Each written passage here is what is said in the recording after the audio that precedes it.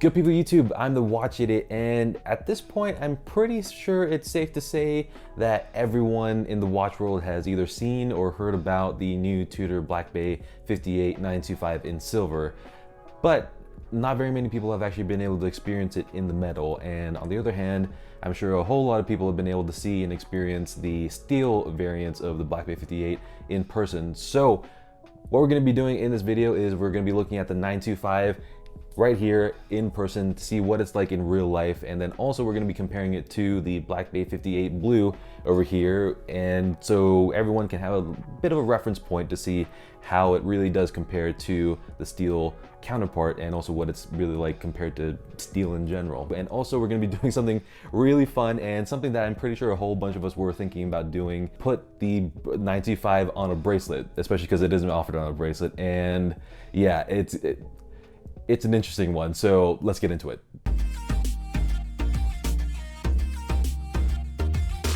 Okay, so first off, I do want to thank Dimitri at Lillenquist Beckstead in Tyson's Galleria Mall in Northern Virginia, and I've known Dimitri for years at this point, and he's long been much more of a friend and a watch mentor to me than, you know, just my AD. So yeah, if you're interested in any of the brands that he carries, obviously Tudor is one of the brands that he carries, and yeah, just give them a call or walk in and ask for Dimitri. He'll be happy to help. And of course, if you do reach out to him, let him know that the Watch Idiot sent you, because who knows, maybe if I ask for a really cool watch to review, then maybe he'll do it. So fingers crossed for that. Let's make it happen. You guys can also let me know down in the comments if you think that buying the 925 was the right decision at this point, especially so early on, or if you think that I'm a complete idiot for that matter. Either way, it's really, really fun to read all the comments, respond to all the comments, because it pretty much feels like I'm at a watch meet, you know, talking to a whole bunch of different people. So yeah, put all the comments down below during or after the video, whenever you want, and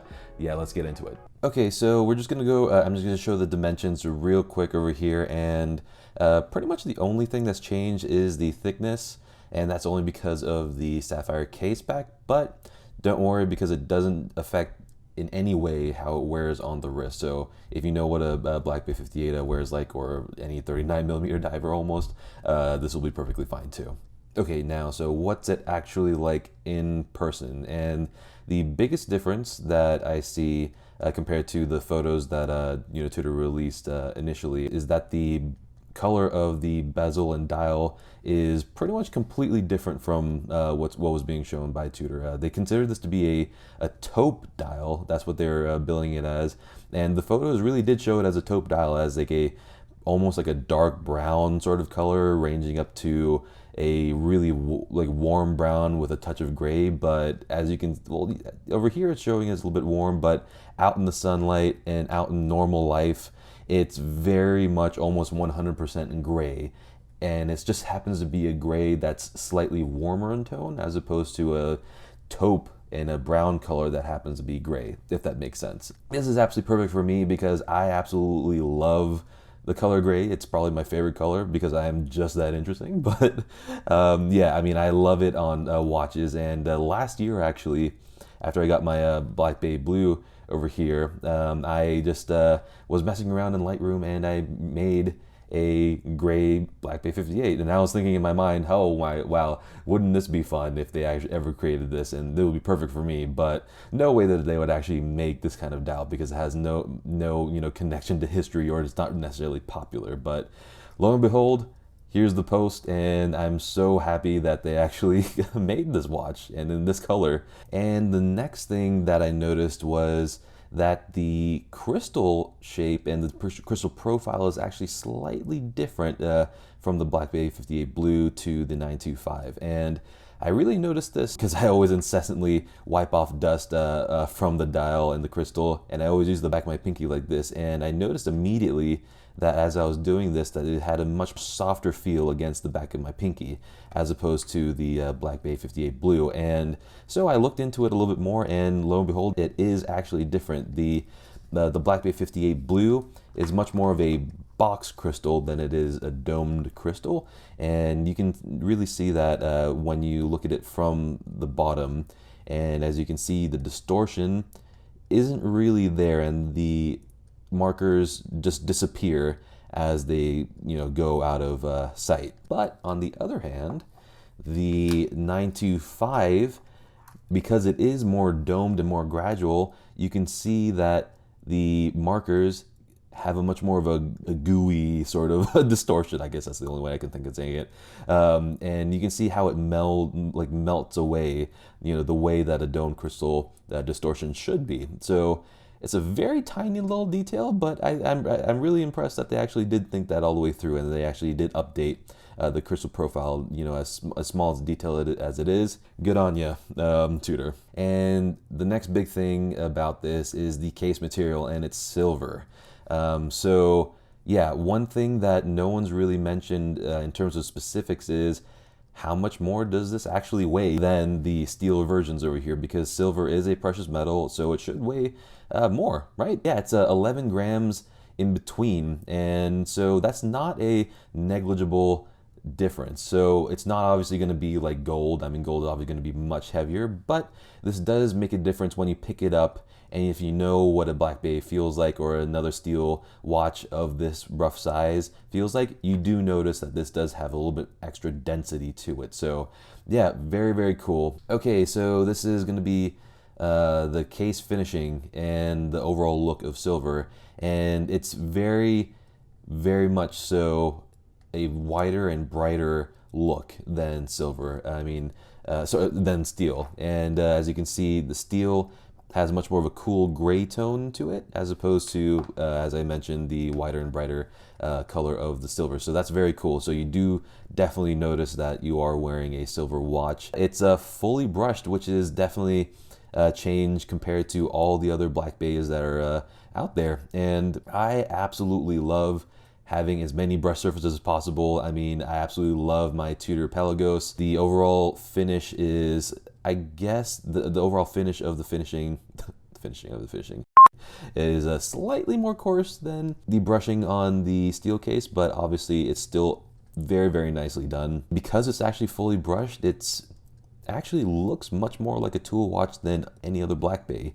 And obviously I know that it is silver and it's not going to be as robust as steel and all that good stuff over there, but if you want to go for that tool watch aesthetic, I mean, this is the one to go for. Okay, and one of the more subtle aspects that was changed between steel and silver is the bezel action, the bezel feel, and the grip as well. And overall, when you click it like this, the clicks are a bit sharper sounding, I would say, and when it clicks into place, it does feel a bit more precise than the steel bezel, and the movement in between the clicks is ever so slightly more rough. But I mean, obviously it's still smooth, it's still a Tudor bezel, still feels really good. But yeah, I guess also the overall effort that it takes is slightly more than the steel bezel. And let's listen to it right now.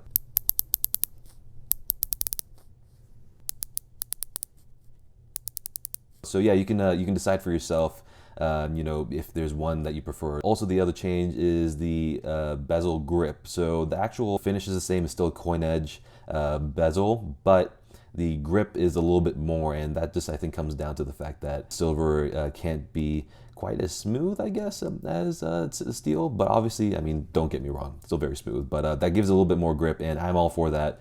Having a grippier bezel, and for that matter, a grippier crown, is just big plus points for me. So all is well. Okay, and this is probably one of the most divisive aspects of this watch, apart from I guess everything else. But yeah, it's the fact that it has an exhibition caseback, which is only the second time that Tudor has done it since the original North Flag. First of all, if you don't like it, you know, don't worry about it, just because hopefully it'll be on your wrist most of the time. Or if you're like me and you wear it on a NATO strap, you're not going to be able to see it regardless. So yeah, that problem is solved right off the bat. And yeah, I mean, I actually like the fact that it has a see-through caseback, just because it's interesting to see, you know, Tudor's in-house movement. It's something that we never get to see. So it's almost like seeing a rare creature almost, just because it's always hidden behind a solid caseback. Is it the most gorgeously finished and decorated movement? I mean, is it something that can compete with Philippe Dufour and whatnot? I mean, no. Obviously it is not. And honestly, if it was really amazingly finished, it would look really weird and out of place on this watch, in my opinion, just because Tudors, their history has been being the, the cheaper, more everyman's version of a Rolex. And honestly, on top of that, I wouldn't really want to pay extra to have it really nicely finished once again, because I'm not going to be looking at this all the time. Okay, so now we're back, but before we get into how the 925 generally compares to the Black Bay 58 Blue, let's take a really quick look at what it's like on the bracelet. And oh boy, it's really cool. So it integrates really well, but it really adds to the grayness of the dial and the bezel color. So it would have been really cool to have a steel bracelet, because it would have added a lot more to the heaviness of the silver, but obviously the price would have been way more, and I don't know if I would have gotten it. But either way, I would have worn it on the bracelet, but silver is much softer than steel, so I don't want to potentially risk damaging the insides of the lugs. Yeah, I mean, still really fun to take a look at what could have been. Okay, so we've gone over the specifics of the 925 and also some of the technical differences between it and the Blue Bay in steel. But, what are the sort of intangible differences that you can't really tell, on paper? What's it actually like on wrist? In short, I would say that the experience between the steel and the silver is almost completely different. And obviously a big part of that difference comes down to the metal choice. Silver is a much heavier metal compared to steel, and it is 11 grams heavier, which is not huge, but it is something that you can tell when you pick it up. It gives you that little bit of a reminder that you're wearing something special. You are wearing a precious metal, and then on the other hand, it's not so heavy that it becomes unwieldy or uncomfortable to wear on anything else, on a strap or something like that, like platinum or something like that. That would be crazy. But platinum Blue Bay, Black Bay. 2022, I guess. Let's see what happens. And then also another factor of silver is the fact that it is much brighter in terms of its look and much wider in terms of its look as well. And when you see it side by side, you can really tell that the Black Bay 58 Blue in steel has a much more cooler and grayer tone to it, as opposed to the silver one just looks much brighter and has a slight warm tinge to it as well. So that when you look at it on your wrist, it looks completely different. And at first I didn't really know that I'd be able to maybe tell the difference between the two, but after a few minutes, I mean, just like that, you'll be able to tell the difference between the two. And then also the entire case is brushed on the 925, and when you see it on your wrist and you see it compared to the fully polished sides of the Blue Bay, I mean, you'll be able to tell that it has almost of a tool watch aesthetic, as opposed to the Blue Bay. It has a much more of a, I guess, dressier feel and a little less austere in that sense. So that is something to keep in mind. And also probably another really big difference is the fact that it is a very neutral gray dial and gray bezel, which really contrasts to the first generation, which was the black dial with the gilt indices and gilt hands, gold writing, some red accents, very bold in its design choices and very intensely vintage. And then the Blue Bay, which is a very blue dial and bezel, and that gives it a very clean and modernish aesthetic. And this one, on the other hand, very low key, which I quite like, actually. So yeah, in the end, all those things put together really make the 925 a really great example of a watch that is much greater than the sum of its parts, or at least the sum of its changes. Okay, so who's the 925 for? And before I answer that, I think it's helpful to say that I really do think that this is the most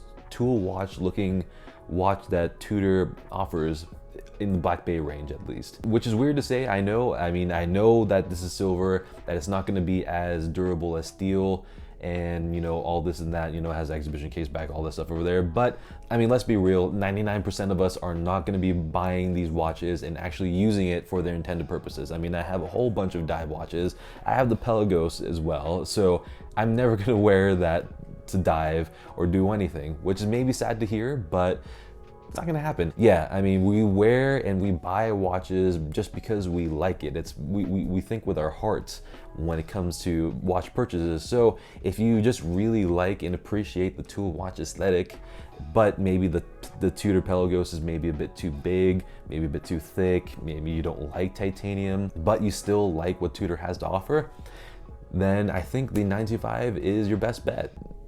And yeah, let me know in the comments what you guys think. Yeah, so that just about takes care of everything. So if you enjoyed the video and found the information useful, just you know, give this video a thumbs up and a like. It really helps a whole bunch. And if you want more content, you know, check out my other videos. Just last week I put out a video on my loves and hates on the Black Bay 58 Blue. And if you like that content and you want to, you know, see more content, then hit the subscribe button. That would be awesome. Helps a whole bunch. And yeah, until the next video, good day.